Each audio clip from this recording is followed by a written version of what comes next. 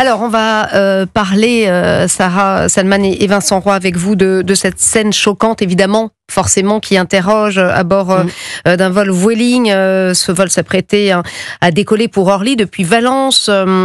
Le vol, en fait, qui est à bord duquel étaient des enfants de confession juive, âgés manifestement de 12 à 17 ans, de retour de colonie de vacances. Ils ont été expulsés de l'avion. Alors, selon les témoignages, après avoir chanté des chants hébreux, pour essayer d'y voir plus clair, je vous propose tout d'abord d'écouter cette mère d'un jeune de la colonie qui a relaté le témoignage de son fils sur I24 News. Écoutez. Un enfant se met à chanter une chanson en hébreu et donc le personnel de bord s'approche de lui et de la directrice et lui dit: on prévient tout de suite, s'il continue à chanter ou à faire du bruit, on appelle la police. Donc la police arrive et dit à la directrice: vous et tous les enfants, vous sortez de l'avion. Donc en fait, ils quittent l'avion. À ce moment-là, il leur demande de sortir leur téléphone portable à tous les enfants, de les mettre par terre et pour pouvoir effacer toutes les vidéos si des vidéos ont été prises. Alors pourquoi on en parle? On a vu sur les réseaux sociaux, je ne sais pas si vous les avez vues, ces images assez choquantes quand même, de jeune directrice de cette colonie de vacances qui était menottée au sol par la Guardia Civile, qui a été appelée en renfort par le personnel de bord. Alors pour être bien complet, avant de vous faire réagir, il y a eu quand même un communiqué officiel de la compagnie espagnole Vueling qui titre « Débarquement pour comportement conflictuel ». Manifestement, un groupe de passagers adolescents, selon Vueling, a adopté une attitude fortement conflictuelle, mettant en péril le bon déroulé du vol. On rappelle que c'est évidemment une prérogative de l'équipage qui peut exclure des passagers qui compromettent la sécurité du vol. Bon, c'est vrai qu'on précise quand même que c'était des enfants âgés de 12 à 16 ans, qui a eu certainement du chahut, manifestement. Vous avez vu ces images, Sarah Salman? J'ai vu les images, mais il faut être assez précautionneux parce que pour l'instant, on ne sait rien. Ce qu'on fait. Et moi, au début, quand j'ai lu, c'était des chants juifs, c'était une colonie de vacances. Effectivement, il y en a plein, ça existe, et c'est normal qu'il y ait des chants juifs dans ce cas-là. Mais je pense qu'il faut quand même rester précautionneux parce que de l'autre côté, ils disent non, ils ont troublé les conditions pour qu'il y ait un décollage dans de bonnes conditions, ce qui est possible, j'en sais rien. Et comme il y a deux versions qui s'affrontent, qu'on n'y était pas, on peut pas se baser uniquement sur la vidéo qui circule sur les réseaux sociaux. Donc deux solutions. Soit c'est clairement antisémite, auquel cas il faudra prendre les sanctions adéquates, soit ils ont été turbulents et donc ce qui a eu lieu est normal, même si c'était un peu musclé. Alors, il y a quand même, je précise, sinon on n'en parlerait pas ici, le ministre israélien de la diaspora, qui est un homme d'autorité dans son pays, en tout cas, qui dénonce clairement pour lui un acte antisémite. Si jamais c'était antisémite, il a raison de le dénoncer et je comprends parfaitement sa position. Et vu le climat d'antisémitisme ambiant, c'est normal, malheureusement, qu'on pense spontanément à la piste antisémite. Alors, mais c'est pas parce qu'on y pense spontanément que c'était le cas. C'est un petit peu ça le problème principal, c'est qu'au-delà de cet incident, dans des circonstances, on le répète, précises, qui restent à éclaircir, clairement les actes antisémites se multiplient incontestablement. Il y en a eu 1570 en 2024, 65% d'entre eux sont des atteintes aux personnes et 1670 faits antisémites en milieu scolaire et universitaire durant l'année 2023-2024. Donc c'est depuis le 7 octobre qu'il y a une explosion des faits antisémites. Oui, et puis je vous donne quelques faits récents. Tout de même, mercredi dernier, environ 300 manifestants pro-palestiniens ont empêché un bateau de croisière israélien d'accoster sur une île en Grèce. Les responsables de la croisière ont choisi de renoncer à l'escale. Les autorités locales avaient interdit l'accostage dans la zone pour raison de sécurité. Dimanche dernier, 2 jeunes Israéliens ayant fait leur service militaire ont été auditionnés par la police belge pour crimes de guerre alors qu'ils venaient participer à un festival de musique, Tomorrowland.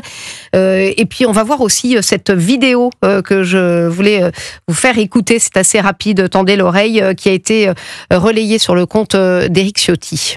Je suis une merde, je suis une merde de juif, casse-toi, sale juif, sale race. Voilà, alors ce genre d'insultes, on les entend sur la promenade des Anglais, ça c'est clairement antisémite, il n'y a pas de débat. Vincent Roy, c'est vrai qu'il y a une atmosphère extrêmement pesante c'est le moins qu'on puisse dire, inacceptable en 2025. C'est tout à fait, oui, on a le sentiment d'un retour aux pires heures de l'histoire de l'Europe, enfin l'histoire récente du siècle dernier de l'Europe. Oui, non, ça c'est absolument terrible. Pour en revenir à l'affaire de l'avion, une chose est troublante, puisque au départ, on voit dans le cockpit, à côté du pilote, un drapeau palestinien. A priori, on ne sait pas si cette photo est... on ne sait pas si c'est ce cockpit-là ou pas. On ne sait pas si c'est ce cockpit-là ou pas.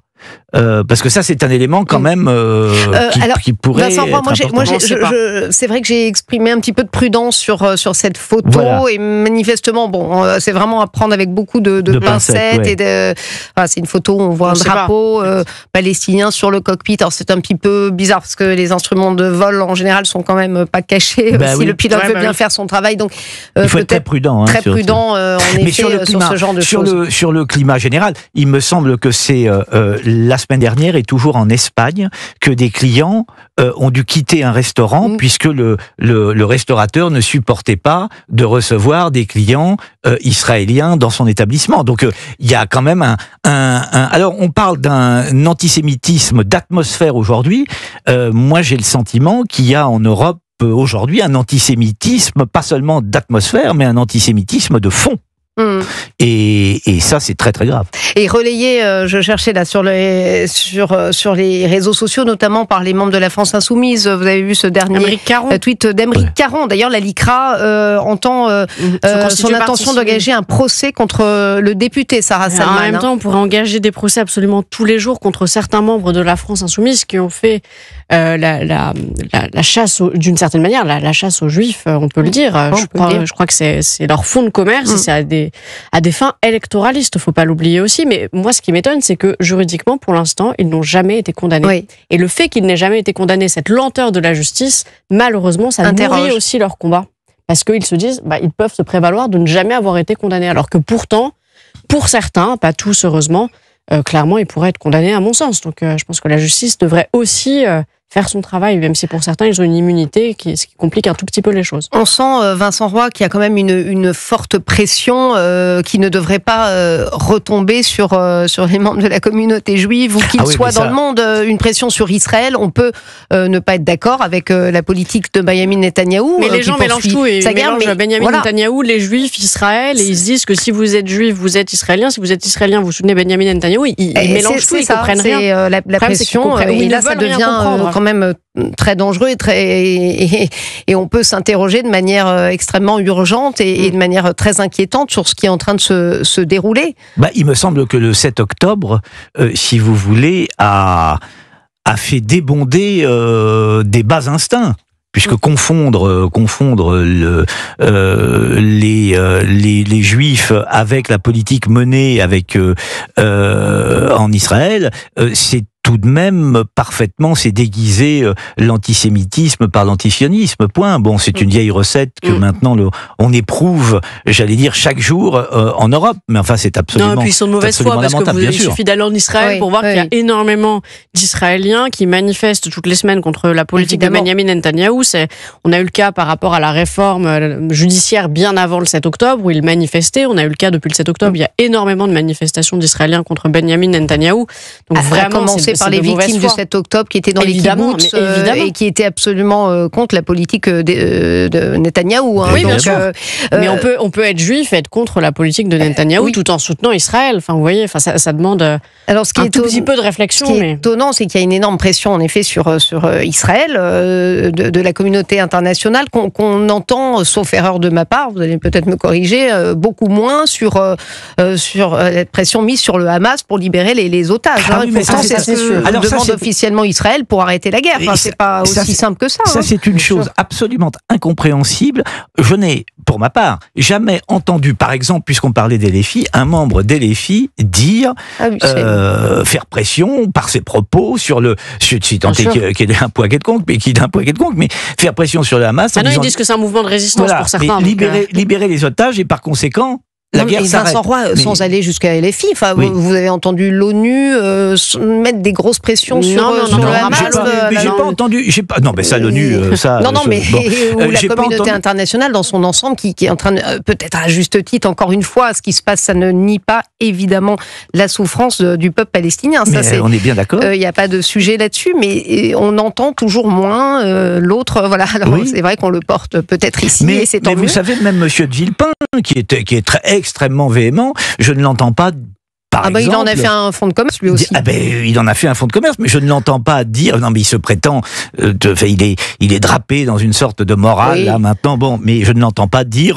Il faut que le Hamas libère les otages de la même manière. Donc non, c'est un petit peu ce qui fait un peu de la peine, c'est qu'il est plutôt populaire dans les sondages. Je ne sais pas si vous voyez chaque semaine ce sondage Paris Match. Il est l'une des personnalités préférées des Français. Indépendamment de Dominique de Villepin, il y a une grande partie de la France insoumise qui considère que le Hamas est un mouvement de résistance. Donc à partir du moment où on part de ce postulat, c'est sûr qu'ils vont pas appeler à la libération des otages. On n'entend que la voix du Hamas qui nous vient des territoires palestiniens, puisque... Mais il y a une grande majorité silencieuse qui n'est pas forcément très courageuse, je vous le concède, qui quand même pense beaucoup à Israël et aux otages, quand même, sans pour autant nier la souffrance des Palestiniens. Et on en parle en tout cas aujourd'hui. Merci Vincent Roy et Sarah Salman pour cette première partie.